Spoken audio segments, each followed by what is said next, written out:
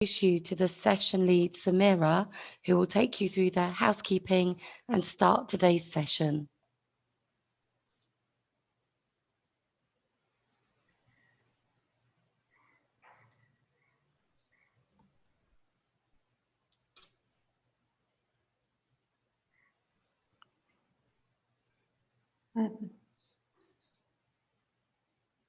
Hello, sorry. Welcome everyone.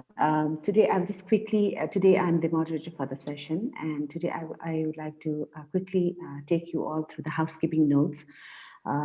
First of all, welcome you all in our session. Regarding the video and audio, you can see that once you enter the meeting, your cameras are off and the audio is muted. So please keep your audio muted to help keep background noise to a minimum. If you are invited to speak, please unmute yourself by pressing the microphone button in the bottom left-hand corner, and feel free to switch on your video again by using the button in the left-hand corner. Regarding the recording, Shirley has already mentioned that we are recording this session, as we will be also sharing the recorded version in the shared post event. Regarding the breakout rooms, since for our session, we are not having any breakout sessions, so I will be avoiding this particular instructions.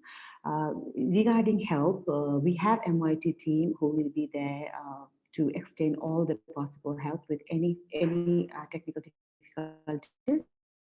So if there are any issues, please use the chat facility on here or the virtual meeting platform to ask any technical questions, or email the team at events@myt.uk.com, where the MYT team will reply to you immediately. And we are also not using Slido, because we also have a question and answer session after the speakers finish. So we will use the chat box for any questions and answers, and also we will regarding the raising hands and all, we can do that, and then we will give you the turn, and then we can talk on this further. So okay. Hello.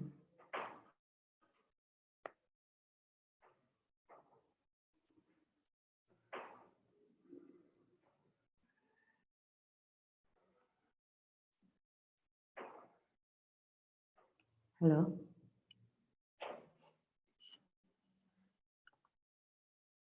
Okay, thank you so much, Nikki. Sorry for this technical difficulties. So welcome you once again in our session here at CHS Exchange 2020. The session that we are, the topic that we are talking about is feminist approaches for the accountable humanitarian action. And this session is jointly designed by ActionAid and Feminist Humanitarian Network. And regarding the Feminist Humanitarian Network, Feminist Humanitarian Network is an international network where many organizations from the different parts of the world are coming together, where we talk about the different power inequalities and trying to make the humanitarian system accountable with more firm principles, feminist principles, and the values that we put on into our action. As I said, we will be talking about the different and very valuable topics.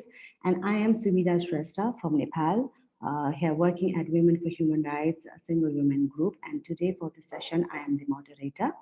And we also have a diverse pool of speakers. And you can see we have a different panel of speakers who will be talking on pertinent issues that revolves around the humanitarian response and the humanitarian system. So regarding the speakers, we have Mimidu Achapka from Women in Humanitarian Response in Nigeria Initiated Network. We also have Nisha Fakir from ActionAid.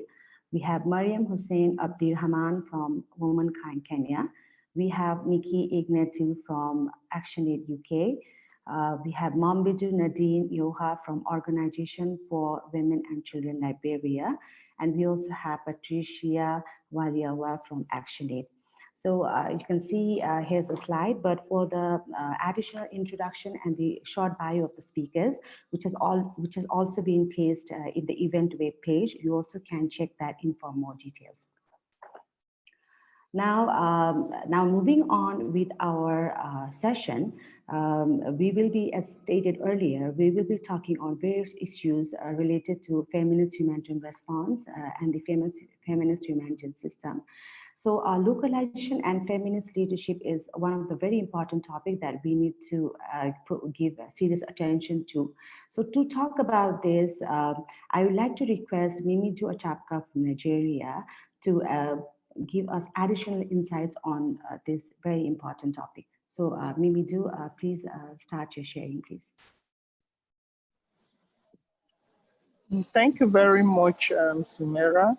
And good morning from West Africa, Nigeria, to all the participants and the panelists. My name once again is Mimido Achapa, and I coordinate the Women in Humanitarian Response in Nigeria Initiative Network. This morning, I have just 6 points I want to share with us, and they are basically asked from our international humanitarian actors.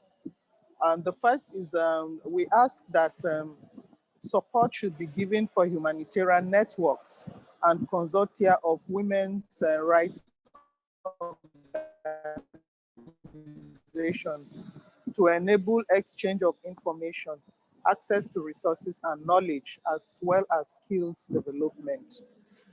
And the second ask is we are advocating for and support of individual women leaders of affected communities as part of comprehensive leadership programs, so that this could build support for women's leadership in communities and organizations and enhance women's self-organization and dialogue between women's rights organizations and humanitarian actors. The third ask is to enhance and expand women's leadership and build on existing cultural notions of women's leadership, drawing on the specificities of each country and social context. The next is to ensure that localization include women's grassroots groups and self-organized groups of crisis-affected women and girls.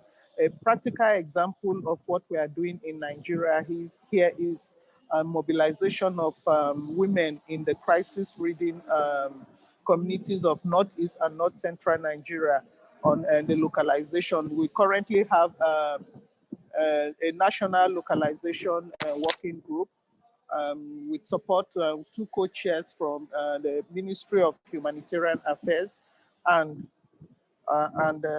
Budget and Planning. So the next is to promote progressive social norms on women's leadership, inclusion and gender equality while addressing unpaid work and overlapping types of marginalization through advocacy and programmatic intervention.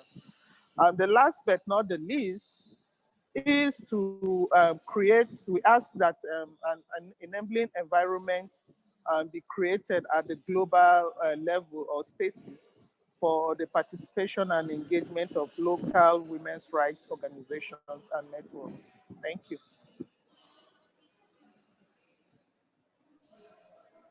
Yes, thank you so much, Mimidu. Thank you for quickly sharing on the very important role of localization and also feminist leadership and how the enabling environment is so important to create a global spaces for the local WROs and networks. So likewise, we also have another important topic on meaningful inclusion and also efficient communication, which is very important, especially in the humanitarian setting. And to talk about this, I would like to request Mariam Abdirahman from Womankind Kenya to additionally provide us any information related to this. So I would like to request Mariam to proceed with the sharing, please.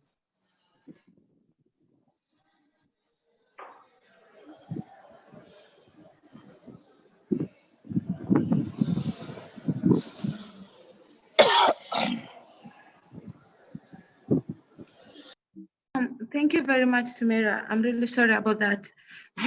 I think I'm experiencing a little bit technical hitch. My name is Mariam Hussein Abdurrahman. Good morning, everybody from, we are saying hi from the eastern part of, and I'm in Africa, I'm in Kenya. And I'll be taking you through and how can we enhance the participation of women and bringing the whole aspect of feminism in humanitarian action by first, and we have to focus on how we build the capacity. First, and the major thing we are going to look into is how do we bring in the meaningful inclusion and response planning, implementation, monitoring, evaluation for women and girls to participate as partners and not only as beneficiaries when it comes to responding or planning for humanitarian aid. Another thing that we can also, the international community for humanitarian action can put into consideration is building resilience rather than an initiating whereby the community is living at an arm's length and only depending on the donor funding. How do we promote local and national capacity to prepare for and respond to crises with women-led organization taking lead roles? So it's not only about them being sitting there, but also them coming in as staffs and contributing and making vital decisions on matters of building resilience at the community levels. We also focus on, while building the capacity of women and girls, we also focus on power balance. And we'll notice that in various scenarios, there is different ways whereby there is gender imbalance. So how do we take an intersectional approach by embracing the diversity of various factors and how they contribute to discrimination of powers? So for instance, you might find that we have various levels of gender imbalances or gender inequality when it comes to humanitarian planning and action that start at the local level, that is the grassroots level. You find that some people are being neglected or they're not being included based on their age or gender or religion or even their disability. So how do we break all these barriers and ensure that we have a power balance? And another issue is streamlining effective communication and channels of sharing. Do we understand? Do the women, the grassroots women, the rural women who majorly are living in poverty and exclusion, do they understand what the roles they can take up in coordination and responding to the needs and issues at various levels, starting from the local levels to the national level up to the international level? And another thing is, what do we really need for us to have this and proper communication channels? Sometimes you might find that there are constraints. Do we have to put policies in place? Do we have to strengthen our structures and ensure that we have timely and access to the rightful information in order for the women and girls to be able to participate? So basically, and when we're talking of the enhancing participation and the capacity of women, we have to understand what is the gap, where are they lagging behind? Is it that they lack the capacity and majorly that is the reason? How do we enhance their capacity and come in, not only as service delivery and not only to provide the service delivery, but rather to provide the capacity building as stakeholders. Thank you. Back to you, Sumira. Thank you very much, Mariam, for highlighting this very important sharing, especially on enhancing participation and capacity building through inclusion, power balance, and effective communication and channels of sharing, and also building resilience. So further talking about the power relationship and power dynamics, it is applicable everywhere, but also in the humanitarian setting, it has a very important role to play when we're talking about the implementation and the operational things that we do in the field. So to talk about this, we have our next speaker, Mombidou Nadine Yoha from Liberia, and where she will be adding more insights on the additional inputs on how the power within the humanitarian context looks like, and what are the different recommendations that can be taken forward. So I request Mombidou to please start sharing your insights with us. Thank you, Samira. It's very wonderful being a part of this program. And I want to be thankful to ActionAid and CHS for organizing this. So in our presentation, we define power as the ability to have wounds will carry out despite the resistance of others. That means that even though the other partner won't want to do what the contributing partner says, but he's powerless because he doesn't have the funding to carry on his work. So even though his resistance is evident, he would just, do what the other says. And who has the power within the humanitarian sector? We recognize that international aid agencies are those who have the power. And sometimes this power is visible, like rating, like don't do this, don't do that in policy in settings, but also it is invisible. And sometimes it can be hidden because they wield this power behind the scenes so that, and a lot of people don't see. Sometimes it is what is rating is equitable to partners, seem equitable, but in practice, it is not actually what is done because, sometimes the contracts change, the ability to change contracts. And sometimes when grassroots organizations let out the signal that this is not what we really want to do, and they are powerless in that state because they either have two options, either to drop the contract or to go along with what international agencies say. So it comes to decision making and what works or what does not work, because grassroots organizations are the ones on the ground. They know what works, what does not work. And in some ways, these people who set the agenda, these international aid agencies, they don't know what works on the ground, and sometimes they undermine the work that grassroots organizations do, or sometimes the grassroots organization does. So some of the ways are, setting, I will just give two examples.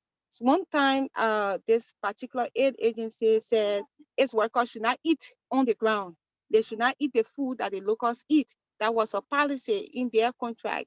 And the locals felt that that particular policy meant that they were not as good as them. And so the project or the change that they seek to engender was rejected. And again, the logos, when you bring all the logos on board to say, okay, we're doing this, it undermines the work that local grassroots organizations do. And they say, okay, that's the white man's idea or the white man's concept, and you are bringing this to force it upon us and undermine some of the work that they do. But some of these powers can also be more overt. And so what are recommendations that sometimes we can do so that these the work of grassroots organizations cannot be undermined? I think community interest is important. Ask grassroots organizations, I think, empower them so that their recommendations of what works and the inclusion of women and girls, the inclusion of the work that they have done, the ideas are accepted, adherence to contracts so that what is done verbally is what is in the contracts. And so that, we can all be partners and that power is given, is equally shared among contributing agencies and grassroots organizations. Thank you so much. Thank you very much, Mamadou, for this very valuable insights on especially this visible and invisible power that we usually see in the humanitarian context. So now moving on to our next speaker, Nikki Ignatiu from ActionAid UK. I request her to talk further on different initiatives that has started actually addressing power inequalities and putting women at center. So Nikki, I would like to request you for your sharing. Thanks so much, Samira. And as you say, the FHN, or the Feminist Humanitarian Network, has been working in addressing power inequalities in the humanitarian system since its inception. And that's ultimately how the concept of the network was co-developed. It's the recognition that crises disproportionately affect women and girls, yet the response by the majority of humanitarian actors does not adequately respond to their specific needs equitably, nor recognize and uphold their leadership. And we know that women are often the first responders in a humanitarian crisis, just as Mamadou spoke to. They bring vital skills, resources, and experiences, and yet when the humanitarian machinery comes into play, their roles are undermined, their voices are ignored, and their agency is not recognized. And so the FHN challenges this notion and acknowledges power dynamics even within its own structures, so that it is led by women rights organizations with a mandate of 70% of membership going to women rights organizations, and then the support being by international members. And then if we take a step back, as ActionAid, we're a proud member and co-founder of the Feminist Humanitarian Network. And as an international organization, we take on this reflective role to take a step back and use an opportunity to learn. And our whole approach, our humanitarian signature, if we could move to the next slide, it moves on creating on accountability to affected communities and shifting power to local actors. And through this, we embody a set of feminist principles, of which center around topics such as our own self-awareness and inclusion. And we reflect on the power that we have as an INGO and use that power to create space for women rights organizations to advocate for their representation in decision-making spaces and coordination systems where too often they are excluded. So global international spaces still remain impenetrable for many local organizations. And the least we can do is ensure they have access to information on it, to ensure they feel represented and ultimately able to participate so that as INGOs, we can learn from their experiences. So a powerful way to start that discussion around transforming the humanitarian system and making it more accountable to women and girls is reflecting on how we can relinquish the power we hold as INGOs, as Mombedo just spoke to, right? And shift the power to local organizations and simultaneously use the privilege we have to encourage others to do the same. The shift we want to make is beyond knowing, recognizing, and building women's existing capacities, but to further address the barriers to their leadership and shift these power dynamics that impede them from taking on leadership roles in order to promote their equal participation at all levels. And it's that approach that seeks to break the norms of traditional patriarchal power as a first step. It is only when we begin to acknowledge, learn, and challenge difficult power dynamics that we can begin to break down barriers and ensure a more accountable and gender transformative humanitarian system where women's roles are actively supported, resourced, and recognized. That's for me. Thank you, Samira. Thank you so much, Nikki, for this very valuable sharing on recognizing feminist leadership. And also, thank you so much for introducing Feminist Humanitarian Network and ActionAid. So very important role to address these inequalities in the feminist humanitarian, especially in the humanitarian system, and also creating a space where everyone can come together and work together. So thank you so much. And moving on to our next speaker, when we talk about the humanitarian system, then the different issues like issues of sexual harassment, abuse, exploitation, and concerns about safety nets or these safeguarding always comes in, right? So to talk about this in more detail, we have Nisha Fakir and Patricia Waliaula from ActionAid to give us some more additional valuable insights. So I request Nisha and Patricia to proceed ahead. Thank you so much, Samira, and good morning to our participants and to the rest of the panel. In this section, we're going to outline some of the linkages between safeguarding and protection and what has been ActionAid's response to the safeguarding agenda in the sector, linking in, of course, with our survivor-centered approach together with our feminist leadership principles. I'll start off with a very brief contextual history. We, of course, recognize the clamor from the Me Too movement, and this has, of course, reverberated and sent shockwaves to the aid sector with the A2 sexual harassment scandals that emerged in 2018. However, we know that some of the incidences have take us way back in history before the 1970s. And this really laid bare the institutional failures of our sectors to respond to sexual harassment, abuse, and exploitation, but also it reinvigorated the sector to pick up the gauntlet and do the hard work against harassment, exploitation, and abuse. Something that we've always recognized as a sector is that sexual harassment, exploitation, and abuse has the same root causes, triggers, and manifestations of gender-based violence, which is all rooted in imbalances of power. And what we aim to do as safeguarding within ActionAid with our partners, with our rights holders, is to address some of those destructive uses of power.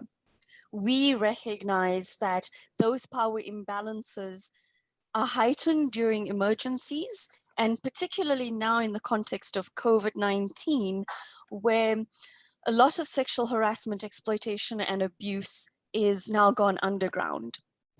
And one thing that we recognize is that these forms of sexual violence and patterns of abuse of power intersect and inform each other.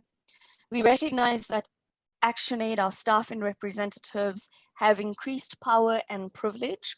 However, that power should not be abused and should not be used negatively. Next slide, please. Thank you so much, Holly.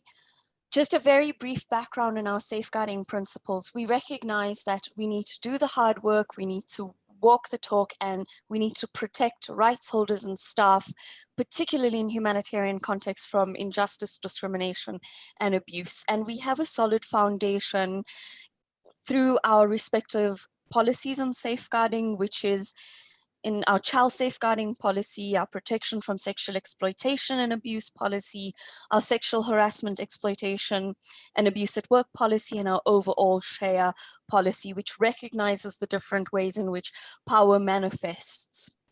Our approach and policies are also measured with CHS indicators of PSCA, gender, diversity, and localization. And of course, our founding principle and our most important mission is to safeguard all people who encounter ActionAid through our work in humanitarian and development contexts from power and abuses of power and privilege. I'll now pass over to my colleague, Patricia Waliahula, who will take us through the commitments. Thank you so much. Thank you, Nisha. Hello, everyone. So picking up from where Nisha has left, so basically for us, She and Safeguarding is all about fundamentally rethinking our sector's approach to how we do our humanitarian and development work. And for us, when it comes to She and Safeguarding, it's all about asking the question about our work cultures that we create and encouraging that people challenge the norms and power structures inherent in aid work. Then also by doing so, then we are able to come up with new approaches, and these help to ensure that our behaviors, our work cultures, our engagements, our processes are not deliberately or in any way causing harm to those that we're engaging with, whether it is staff or with the community. Next slide, please. So as an organization, what are our commitments and approaches with regard to She and Safeguarding and accountability in humanitarian action? One, for us, we recognize that safeguarding is key, and including child safeguarding and protection from sexual exploitation and abuse as integral areas to our humanitarian resilience and wider development work. That is very key. Then for us also, we have the commitment to working with complainants and survivors and ensure that they are central in all our responses. And our survivor-centered approach is such that it upholds the power and dignity of the survivors, and it respects their confidentiality, their right to make decisions. You know, it gives them the power to bring them back to the position that they were initially, and it works with them to ensure that we are encouraging more people reporting any safeguarding concerns, and also not pushing the survivor and the complainants, but helping them as we go through the incident management process. Then also another commitment on our side as an organization is learning to listen from survivors and marginalized groups. And this is in line with our intersectional feminist approach. And for us, we ensure that our She and Safeguarding work continuously learns from these voices and challenges destructive systems of power. So basically our intersectional feminist approach, it just recognizes that there are other different forms of oppression when we are talking about wanting to destructive systems of power. And our approach is such that it emphasizes on not just focusing, for example, on discrimination or gender, but also looking at other lenses such as discrimination on the basis of sex, race, physical ability, and bringing these all together to try and listen to those voices and try as much as possible, use those voices to bring down destructive systems of power. Then also for us, we are committed to ensure that we are creating a safe working culture and environment. And this is for both within the organization internally and also for the communities that we are working with. This is very key to ensure that we are having a safe working culture and encourage staff community to challenge any unacceptable behavior. Then also just recognizing that rights holders and communities, including adults at risk, children, can be harmed as a result of our poorly designed programs or projects.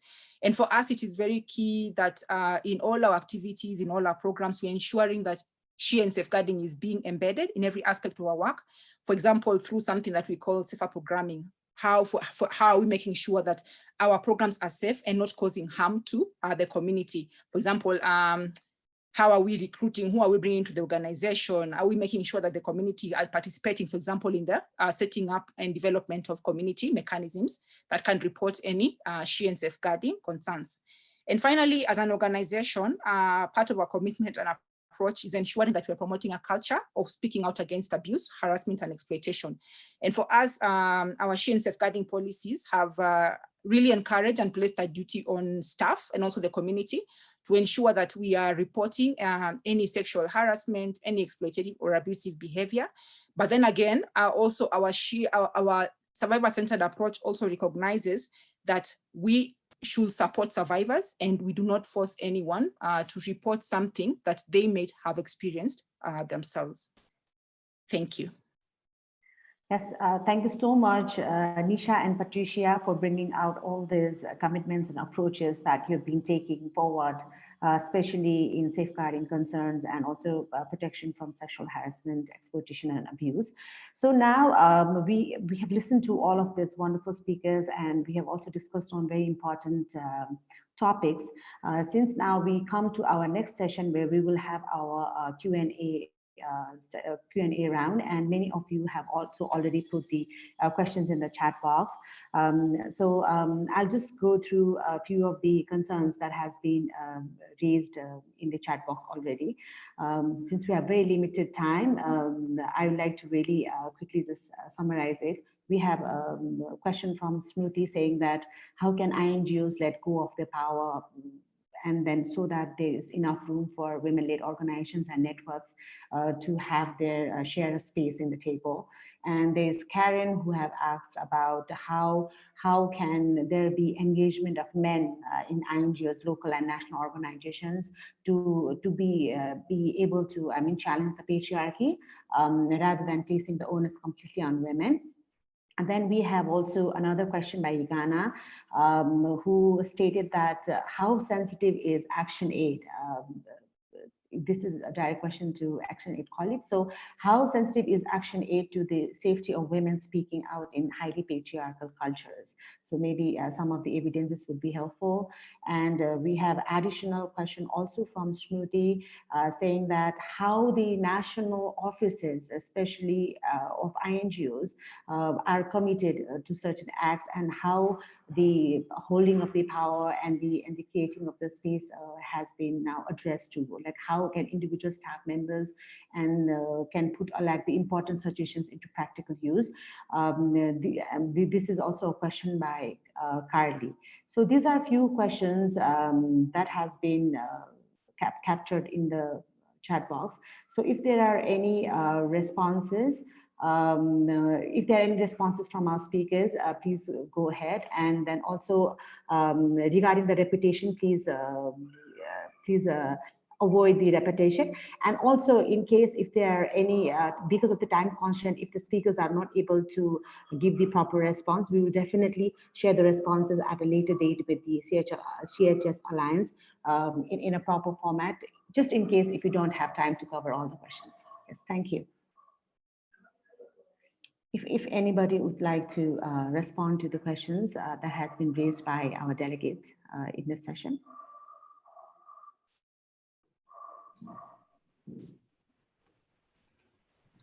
Hi, Samira. I'm happy to tackle a few of them, or try to anyway. I think they're all really fantastic questions, and thank you so much for them. I'll take the ones around power and ActionAid specifically, and as NGOs, how can we tackle those powers, and also how we work with men in the organizations, both on national and local level. And I think, you know, it's a topic of, it's a process of reflection really, and recognizing the first step and ensuring that we have that self-awareness as well. And when we do speak to local partners and conversations, the primary thing is ensuring that we do have open and honest conversations. We listen to our local partners and ensure they're part and in conversation with all the decision-making processes that are taken forward. So creating these honest conversations and creating safe spaces ensures us to have meaningful feedback and reflection sessions with them, and from that taking action based on that feedback. Of course, you know, it's always a learning process, and I think that's the most important part, acknowledging the fact that we need to learn in that section. And then, you know, when we talk about incorporating men in that, we have a community-based approach, is the work that we do in our humanitarian field. And we bring them in for sensitization and awareness raising efforts, and draw on the potential to be positive catalysts for change in their community. And we're not saying that women should be the sole responders in humanitarian settings, or that these contributions do not come with their own demands and burdens.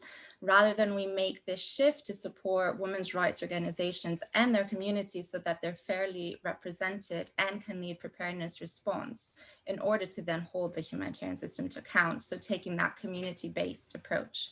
I'll leave those two questions so that other people can respond as well. Thank you.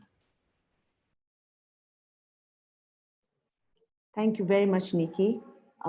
If any of our speakers would like to respond to the other questions by the delegates, please proceed.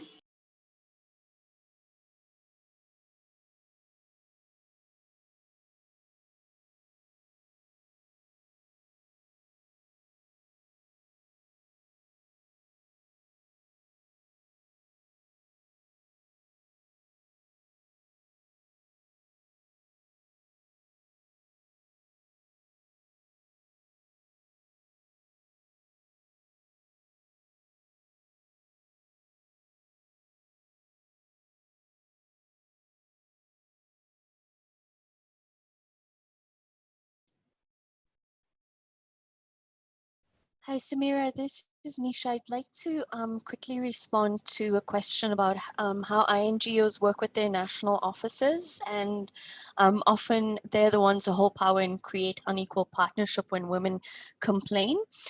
Just to add that our approach, especially to safeguarding, supports community-based complaints mechanisms that are designed with our communities. We have national safeguarding focal points that work in all our local offices to support survivors who wish to come forward. There are also provisions in our whistleblowing policy as well as our safeguarding policy, all emphasizing the survivor-centered approach.